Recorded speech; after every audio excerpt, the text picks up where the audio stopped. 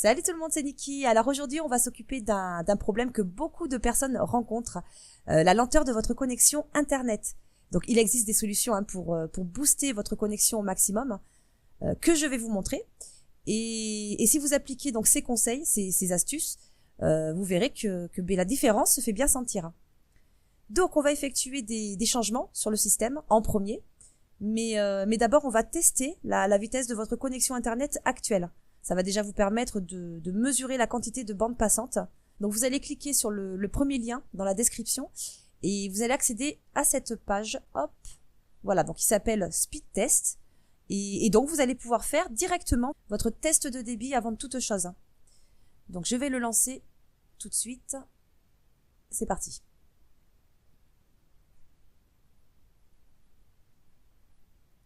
Donc les calculs de ping, download. Donc, et l'upload, donc en descente et en montée.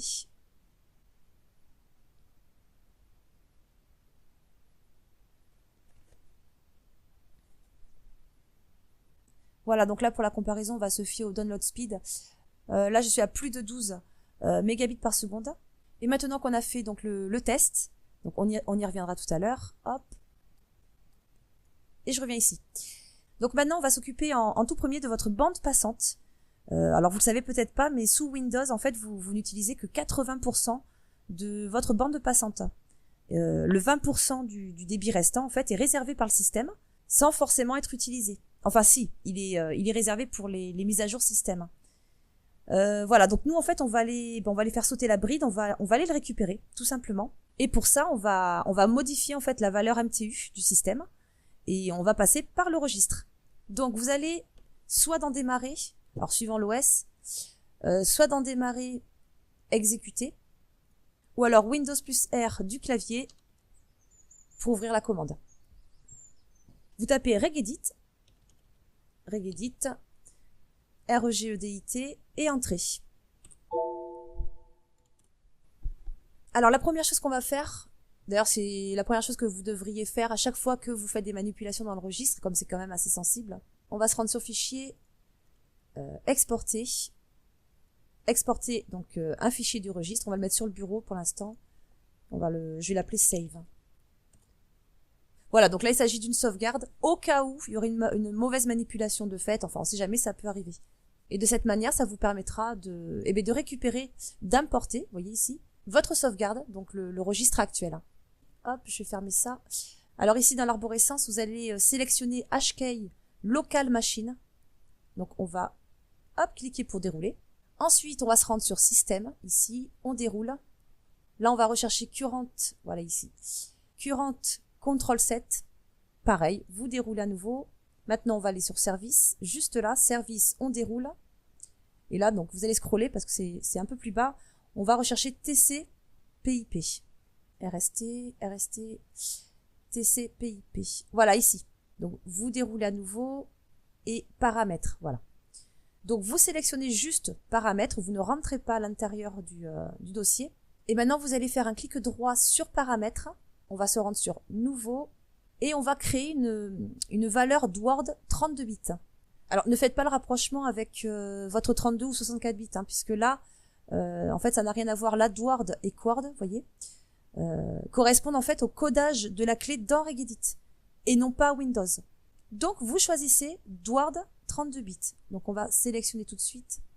Alors maintenant, on va le renommer comme ceci. Alors, je vais faire un coller. Mais alors, vous inquiétez pas, ce sera dans la description. Vous aurez simplement à copier-coller également. Ce sera indiqué dans la description. Donc, on le renomme comme ceci, entrée. Et ensuite, on va donc double-cliquer dessus. Et on va lui appliquer donc une valeur. Donc, on va se rendre sur décimale ici. Et ici, on va rentrer 1. Alors, 1, OK. Et même manipulation, on va créer une deuxième valeur. Donc, sur, je suis où là? C'est ici. Paramètre, clic droit, nouveau, Dword. Donc, valeur Dword 32 bits. Et là, donc, clic droit, on va coller ceci. Donc, pareil, dans la description également. Entrée, hop. Et on double-clique, comme tout à l'heure. Donc là, on se rend à nouveau sur décimale. Et ici, dans données de valeur, vous allez rentrer 64 240. OK. Voilà. Une fois que c'est terminé, donc là, vous pouvez fermer. C'est terminé. Alors, pour que ça prenne effet, que ce soit effectif, il va falloir redémarrer, donc rebooter le PC. Et déjà, vous pourrez constater donc une augmentation du débit. Alors ensuite, on va changer votre DNS. Alors par défaut, vous utilisez le serveur DNS de votre fournisseur d'accès. Et sachez qu'il y a bien plus rapide que celui-là. Donc à chaque fois que vous voulez accéder à un site web, en fait, vous entrez l'URL du site et le navigateur, lui, envoie une requête au serveur DNS pour obtenir l'adresse IP de ce site. Donc plus le DNS sera rapide et plus le chargement de vos pages, de vos sites, sera rapide aussi. Et bien sûr, une meilleure navigation. Donc, vous allez d'abord télécharger un petit logiciel gratuit, bien sûr, qui est aussi dans la description. Donc, en cliquant sur le lien, vous arriverez sur une petite page de publicité qui dure 10 secondes. Vous cliquez en haut pour accéder au lien. Vous aurez directement l'accès au téléchargement. Vous l'exécutez, vous l'installez. Alors, avant de l'installer, normalement, il sera dans votre dossier voilà, téléchargement. Vous aurez un dossier zippé. Donc, il vous faudra un logiciel de compression de fichiers pour le décompresser. Si vous n'en avez pas, je vous conseille d'aller télécharger WinRAR. Et une fois que vous l'aurez donc, vous voyez, décompressé, comme extraire vers comme ceci, vous aurez ce petit dossier, hop, décompressé, vous l'ouvrez. Et ensuite, hop, clic droit et exécuter en tant qu'administrateur. Oui. Donc en fait, je suis en train de me poser la question, je sais même pas s'il y a une installation. Ou s'il faut simplement cliquer dessus. Enfin, de toute façon, vous verrez bien. Donc, vous l'ouvrez. Et une fois que vous êtes sur cette petite fenêtre, vous allez cliquer sur DNS plus rapide. Vous voyez l'onglet juste là. Hop. Et là, ça vous permet donc de trouver les DNS les plus rapides. Vous voyez, donc le premier qui correspond à Google Public, ici.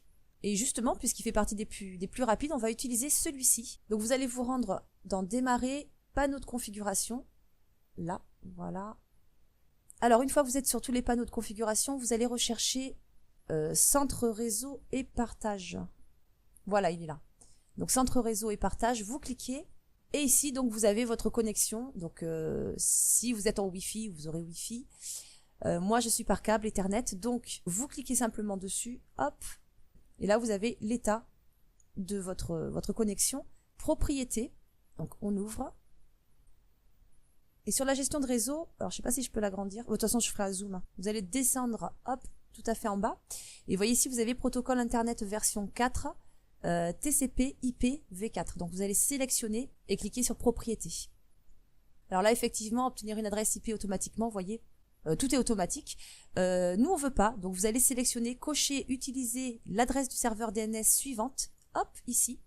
Alors, nous, on a dit qu'on allait prendre le premier, donc Google Public, qui fait partie des plus rapides. Alors, vous voyez DNS 1 qui correspond au serveur DNS préféré ici. Et DNS 2, donc DNS auxiliaire. Alors, 4x8 pour le premier et 8844 pour le deuxième. Donc ça, du coup, on peut le fermer. Alors, ici, tac, on va rentrer 8, 8, 8, 8. Et ici, donc, 8, 8, 4, 4. Voilà, donc maintenant, vous pouvez cliquer sur OK. Hop. Alors, on peut vérifier que ça a bien été pris en compte. Propriété, hop, voilà, donc ça, c'est bon. OK. On ferme et on ferme. On ferme tout. Même toi. Bon, ben maintenant, déjà, votre connexion Internet est normalement plus rapide. Et là, avec tout ça, on est déjà pas mal. On est pas mal. Ouais. Donc, autre chose aussi, tiens. Donc, le choix du navigateur peut aussi influencer la vitesse de connexion Internet. Donc, il y en a quelques-uns, mais Internet Explorer, par exemple, fait partie des moins rapides. En revanche, Chrome et Firefox sont bien plus rapides et en plus, ils n'exploitent vraiment pas beaucoup de ressources. Donc, RAM, processeur, etc. Donc, pensez-y. En tout cas, si vous n'êtes pas sur Chrome ou Firefox, ce serait peut-être bien d'y penser, surtout si vous êtes à la recherche de tous les moyens pour accélérer votre connexion. Allez, on continue donc d'améliorer la vitesse de connexion et là, on va optimiser le paramétrage TCP/IP. Ça représente en fait d'une certaine manière l'ensemble des règles de communication sur Internet. Donc c'est un protocole qui définit des règles et les ordinateurs doivent les respecter pour communiquer entre eux sur le réseau. Voilà. Alors suivant le système d'exploitation, vous allez soit dans Démarrer, rechercher, ou alors pour, comme moi, Windows 8, Windows 10, etc., rechercher ici. Et là, vous allez taper donc CMD. Hop. Vous voyez l'invite de commande. Vous cliquez droit dessus, exécuter comme administrateur. Voilà, alors oui, on confirme. Ok, donc là on est sur la suite de commandes et on va aller paramétrer tout ça, donc optimiser le paramétrage TCP/IP. Donc vous allez rentrer une commande, vous allez rentrer netsh, netsh, espace interface, espace TCP, espace show, espace global. Alors netsh interface TCP show global entrée.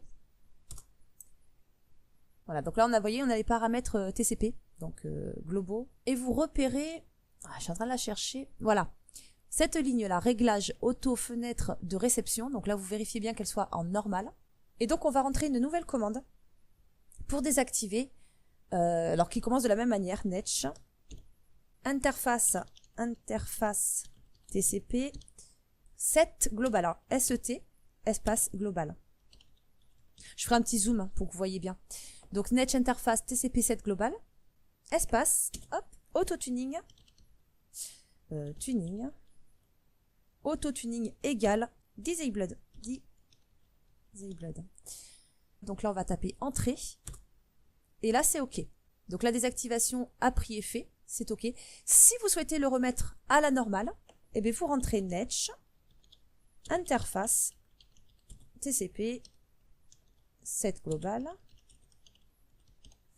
auto tuning égale normal. Voilà, tout simplement. Donc vous retapez la même ligne et vous remplacez disabled par normal, et là ça reviendra à la normale. Je peux taper entrée, bim, voilà, c'est revenu. On vient donc d'optimiser le protocole, donc vous pouvez fermer, hop. Et autre chose aussi, donc si vous avez des logiciels qui utilisent la connexion internet pour fonctionner, comme un logiciel de torrent, VPN, etc. Alors il se peut qu'un programme fonctionne en arrière-plan, et du coup forcément ça consomme une partie de la bande passante. Donc ce que vous allez faire, vous allez, comme tout à l'heure, vous allez dans démarrer, rechercher, ou alors ici, hop, rechercher, et là vous allez taper resmon. Vous allez, hop, vous voyez il est juste là, vous le sélectionnez, vous cliquez dessus, on arrive sur le moniteur de ressources justement. Donc on va aller sur l'onglet réseau ici, hop, réseau, et là en fait vous aurez, j'ai pas grand chose, vous aurez tous les programmes et processus actifs en fait sur le réseau. Voilà, svshost, et donc ça c'est un service Windows. Bon après il peut y avoir des programmes qui utilisent internet pour télécharger des mises à jour. Donc dans Dropbox, moi par exemple, je n'en veux pas, donc je vais arrêter le processus. Vous voyez, vous pouvez suspendre, etc. Donc arrêtez le processus, arrêtez. Et du coup, de cette façon, on libère de la bande passante et la connexion est plus rapide. Même si c'est pas grand chose, cumuler, vous verrez qu'au final, on se rend compte quand même. Voilà, donc ça, on peut fermer.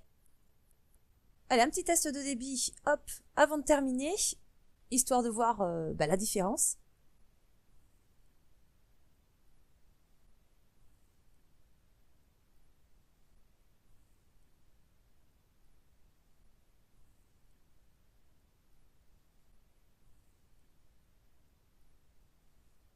Et voilà, donc effectivement, on voit qu'il y a quand même une belle différence. En plus, au niveau du protocole TCP/IP, je l'ai remis en normal, je l'ai même pas laissé désactiver.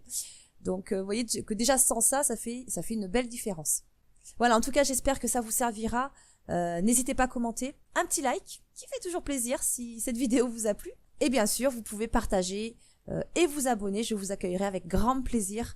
Et je vous dis à très vite pour une prochaine vidéo. Allez, ciao!